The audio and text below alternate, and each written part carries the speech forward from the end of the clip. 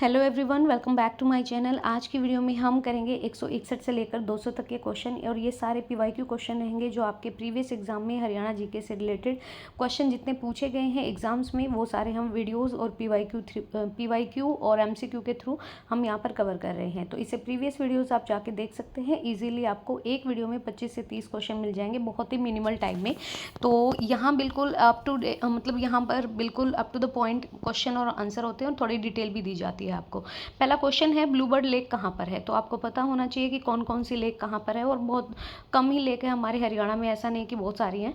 तो ये है आपकी ब्लूबर्ड लेक हिसार में है। आप यहाँ पे देख सकते हैं ब्लूबर्ड लेक हरियाणा के हिसार जिले से संबंधित है। ये एक वेटलैंड होने के साथ साथ आर्द्र भूमि होने के साथ साथ एक टूरिस्ट प्लेस भी है और यहाँ प्रवासी पक्षियों के साथ साथ आपको वनस्पति और जीव भी देखे जा सकते हैं। हरियाणा की प्रसिद्ध बड़खल झील का निर्माण कब किया गया था। तो ये हरियाणा की जो बड़खल झील है वो फरीदाबाद में पड़ती है आपके और काफ़ी बड़ी झील है। दूसरी बात मैं आपको बता दूं, ये एक प्राकृतिक झील है, ये मानव निर्मित नहीं है। तो इसका निर्माण कब किया गया था। तो यहाँ पे देख सकते हैं हरियाणा के फरीदाबाद जिले के बड़खल गांव में स्थित एक प्राकृतिक झील है और अनियंत्रित खनन मतलब यहाँ पर बहुत ज़्यादा खनन होने के कारण ये क्या हो रही है, सूख रही है। खनन आपको पता ही है कि वहाँ पर जो हमारा दक्षिण पश्चिम भाग है हमारे हरियाणा का, तो वहाँ पर अरावली पर्वतमाला पड़ती है और वहाँ पे भी अवैध खनन हो रहा है। अवैध खनन का मतलब ये होता है कि ये सरकार के अंडर में आती हैं ये चीज़ें, जो भी हमारे नेचुरल रिसोर्सेज होते हैं। और यहाँ पर अगर कोई मतलब गलत तरीके से या फिर अपने बेनिफिट के लिए, वो प्रॉपर्टी उनकी नहीं है, ये एक पब्लिक प्रॉपर्टी होती है, सार्वजनिक क्षेत्र होता है जो कि सरकार के अंडर आते हैं। सरकार इन पर भाई टूरिस्ट के लिए कोई टिकट वगैरह लगाती है या सरकार ही रख रखाव करती है। तो अवैध खनन के कारण ये जो है झील सूख रही है और इसका निर्माण 1947 में आसपास के खेतों में पानी की आपूर्ति के लिए किया गया था। तो ध्यान रखिएगा, ये थोड़ा इम्पोर्टेंट सा है। और आपको ये भी पता है कि अरावली जो पर्वतमाला है हमारी, वो हमारे ना केवल भारत की बल्कि विश्व की सबसे पुरानी पर्वतमाला बोली जाती है। उसका भी क्या हो रहा है, उसका भी अवैध खनन हो रहा है। और इसके अलावा अगर मैं बात करूं कि भाई अरावली पर्वतमाला को पुनर्जीवित करने के लिए सरकार अच्छे खासे प्रयत्न भी कर रही है। और दूसरा मैं यहाँ पे आपको ये बता देती हूँ कि इस झील का जो निर्माण है वो कब हुआ था। तो आपको थोड़ा थोड़ा ना याद सा करके ही चलिए कि 1947 में जैसे ही हमें इंडिपेंडेंसी मिली तो आसपास के जो खेत थे तो उस टाइम पे इतना वो नहीं था कि भाई ट्यूबवेल वगैरह था। हाँ ऑब्वियसली नहरें थी, तो वहाँ की जो ज़मीन है उनको सिंचित करने के लिए इसका क्या किया गया था, निर्माण किया गया था बड़कल झील का। नेक्स्ट है, और फरीदाबाद में ही आपका सूरजकुंड मेला भी लगता है, तो ये भी याद रखिएगा। That's it. हरियाणा की कौन सी झील भगवान विष्णु को समर्पित है। तो देखो, सूरजकुंड झील फरीदाबाद, ब्रह्म सरोवर कुरुक्षेत्र, सन्निहित सरोवर कुरुक्षेत्र और दमदमा झील आपकी गुरुग्राम। तो ध्यान रखिएगा कि अलग अलग ऐसे ही करते ही चलिएगा। सन्निहित सरोवर जो है वो हरियाणा राज्य के कुरुक्षेत्र में, और ये गुरु ब्रह्मा को क्या है, समर्पित है। इसे भगवान विष्णु का अस्थायी निवास माना जाता है और ऐसा माना जाता है कि तीर्थों की पूरी श्रृंखला यहाँ अमावस्या के दिन इकट्ठा होती है। यदि कोई व्यक्ति सूर्य ग्रहण के समय भाद्र करता है और इस सरोवर में स्नान करता है तो 1000 अश्वमेध यज्ञ के बराबर फल मिलता है। मैं आपको बता दूं, सोमवती जो अमावस्या आती है ना, सोमवार को पड़ने वाली जो अमावस्या होती है वो बहुत ही रेयर होती है और उस टाइम पे ना बहुत भारी संख्या में लोग कुरुक्षेत्र जाते हैं इस सरोवर में नहाने के लिए। तो ध्यान रखिएगा, सन्निहित सरोवर की बात हो रही है। करनाल में स्थित पर्यटन के लिए कौन सी प्रसिद्ध झील है यहाँ पर। सुल्तानपुर आपको पता है गुरुग्राम में है, तलियार लेक आपकी रोहतक में, बड़कल झील फरीदाबाद में, बची कर्ण झील। तो कर्ण झील जो है वो हरियाणा के करनाल जिले का प्रमुख पर्यटन आकर्षण केंद्र है। पौराणिक कथा के अनुसार कर्ण ने यहाँ पर अपना कवच कुंडल भगवान इंद्र को इसी झील के पास स्नान के उपरांत दान कर दिया था और करनाल को कर्ण का शहर भी कहते हैं। और अगर आप करनाल गए होगे तो वहाँ पर लिखा होता है कि करनाल की कर्ण नगरी में आपका स्वागत है। हरियाणा राज्य में अलग अलग प्रवासी पक्षियों के दर्शन हेतु कौन सी झील प्रसिद्ध है। तो अलग अलग पक्षियों के दर्शन हेतु सुल्तानपुर का आपको पता है कि ये एक वेटलैंड भी है और यहाँ पर ये झील क्यों प्रसिद्ध है, क्योंकि यहाँ पर प्रवासी पक्षी आते हैं बाहर से और प्रजनन के लिए। और सुल्तानपुर राष्ट्रीय उद्यान जो गुरुग्राम झज्जर के जो हमारा हाईवे है, स्टेट हाईवे राजमार्ग पर सुल्तानपुर गांव में 350 एकड़ में फैला हुआ है। सुल्तानपुर राष्ट्रीय उद्यान को 2 अप्रैल 1971 को वन्य जीव अभ्यारण्य ध्यान रखिए, वन्य जीव अभ्यारण्य के रूप में अधिसूचित किया, वाइल्ड लाइफ सेंचुरी के रूप में 5 जुलाई 1991 को इसे राष्ट्रीय उद्यान नेशनल पार्क, ये दोनों ही क्वेश्चन आते हैं। वन्य जीव कब घोषित किया? 2 अप्रैल 1971 को, और इसके 20 साल बाद 5 जुलाई 1991 को इसको नेशनल पार्क का दर्जा दे दिया। आगे बढ़ते हैं। भगवान कृष्ण ने अर्जुन को गीता के उपदेश कुरुक्षेत्र में किस स्थान पर प्रवचित किए थे? तो ये बात कर रहे हैं हम ज्योतिषर तीर्थ की। ज्योतिषर जो स्थान है वो हरियाणा राज्य के कुरुक्षेत्र में है, और ऐसा माना जाता है कि यहाँ पर भगवान कृष्ण ने अर्जुन को गीता का उपदेश दिया था। आगे चलिए, यहाँ पे देखिए पानीपत में क्या है भाई? पानीपत की जो लड़ाई थी हमारी, तीसरी लड़ाई, काला अम्ब से प्रसिद्ध है। काला अम्ब वहाँ पे एक जगह है। रोहतक में तिलियार लेक है। पंचकुला में रेड बिशप है, और अम्बाला में किंगफिशर है।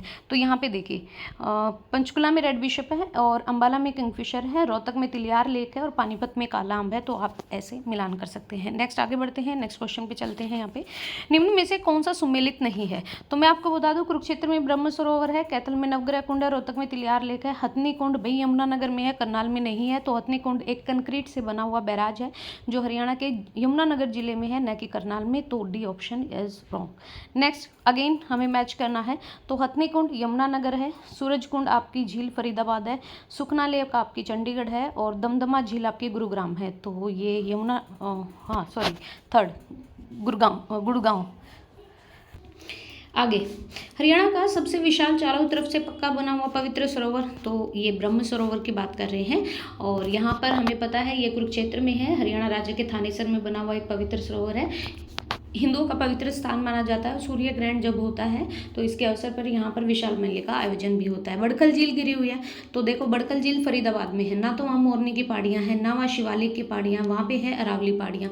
ये हमारा उत्तर पूर्वी भाग में है मोरनी और शिवालिक। तो अरावली की जो पहाड़ियों से घिरी हुई है वो बड़खल झील है, जो हरियाणा के फरीदाबाद जिले में है। एक प्राकृतिक झील है, और खेतों में सिंचाई की आपूर्ति के लिए इस झील का निर्माण हुआ 1947 में, ध्यान रखिएगा। सूरजकुंड का निर्माण किसके द्वारा किया गया था? तो सूरजकुंड जो मेला भी लगता है ये फरीदाबाद में, सूरजपाल तोमर, और यहाँ पर जो इसका निर्माण किया गया सूरजपाल तोमर के द्वारा।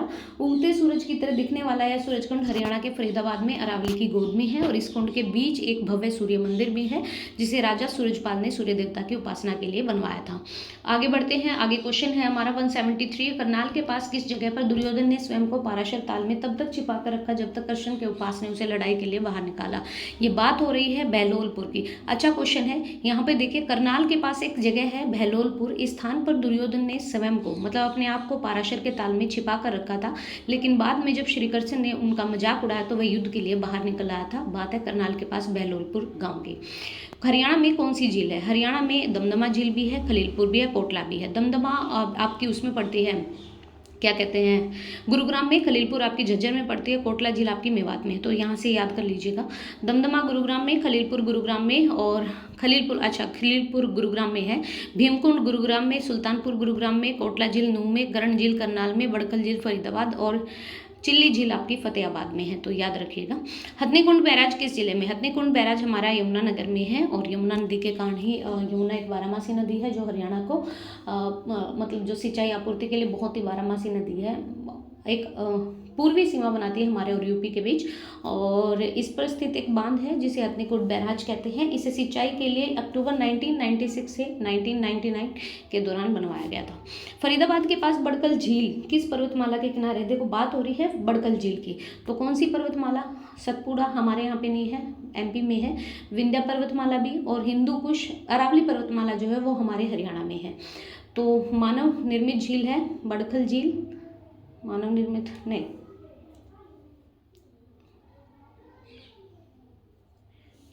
नहीं, मानव निर्मित नहीं है ये। इस झील के पास अरावली पर्वतमाला है। इस झील में बरसात का पानी इकट्ठा होता है। बड़कल झील का निर्माण 1947 में आज़ादी के दशक में शुरू किया गया। अगर ये 1947 में शुरू किया गया तो मानव निर्मित तो उसमें प्राकृतिक दे रखा था, और मैंने देखा भी था कि ये प्राकृतिक झील है। इसको मैं वेरीफाई कर लूँगी, जिसे आसपास के खेतों में सिंचाई के लिए पानी मिल जाए। वर्तमान समय में ये झील सूख गई है। क्यों? क्योंकि यहाँ पर खनन हो रहा है। वर्तमान समय में झील तो सूख गई लेकिन यहाँ की प्राकृतिक खूबसूरती लोगों को खींच लेती है और ये पर्यटन का केंद्र भी है। अनीता कुंडू कौन है ये हमें पता। अनीता कुंडू एक माउंटेनर है, एक पर्वतारोही है। और अनीता कुंडू की बात करें तो जिनका जन्म हुआ 8 जुलाई 1991 को फरीदपुर हिसार में। अनीता कुंडू ने एवरेस्ट को मिला के 7 अलग अलग कॉन्टिनेंट की ऊंची चोटियों पर अपना तिरंगा लहराया और दुनिया का नाम रोशन किया, दुनिया भर में देश का नाम रोशन किया है। तो नेक्स्ट हम करेंगे हरियाणा के बांध और नहर। तो मैं सोच रही हूँ कि इनकी एक अलग से ही वीडियो बना दूँ और एक बार बड़खल झील को देख लेते हैं कि बड़खल झील के बारे में क्या क्या बताया गया है। अगर मैं यहाँ से विकीपीडिया करती हूँ तो मेरे को ये दिख रहा है, बड़खल झील is a natural lake situated in the Badkhal village near Faridabad, Indian state of Haryana, about 32 kilometre दूर है दिल्ली नेशनल कैपिटल से और अरावली पर्वतमाला के वहाँ पर है। लेकिन हिंदी में देखो, हिंदू में लिखा है कि बहुत ही खूबसूरत है और मानव निर्मित झील है। इसके पास अरावली पर्वत श्रृंखला है और झील में पर्यटक। अगर आपको पता है तो प्लीज़ एक बार नोटिफाई कीजिएगा और कमेंट में लिख दीजिएगा कि ये नेचुरल लेक है या फिर आर्टिफिशियल है। जैसे सुखना लेक है चंडीगढ़ में, वो तो आर्टिफिशियल है, वो तो सभी को पता ही है। तो अगर 1947 में इसे मेन पर्पज़ के लिए पानी की आपूर्ति के लिए शुरू किया था तो obviously it should be man made. Otherwise एक बार कमेंट करके बता दीजिएगा। एंड वीडियो देखने के लिए thank you so much. Video पसंद आए तो please like and share and please subscribe the channel. Thank you.